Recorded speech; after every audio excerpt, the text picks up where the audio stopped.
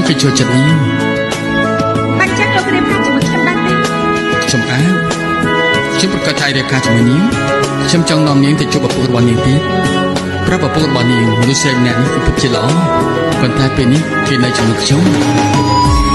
ពួកខ្ញុំនិយាយខុសហើយមិនមែនខ្ញុំណាស់ត្រូវការខ្ញុំទេអ្នកគេត្រូវការខ្ញុំដែរ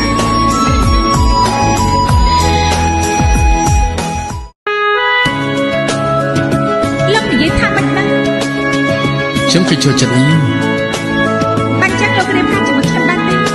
ខ្ញុំអើខ្ញុំប្រកាសថារៀបការជាមួយនាងខ្ញុំចង់នាំនាងទៅជួបឪពុករបស់នាងទៀតប្រាប់ឪពុករបស់នាងមនុស្សម្នាក់នេះគឺពិតជាល្អប៉ុន្តែពេលនេះគេនៅជាមួយខ្ញុំ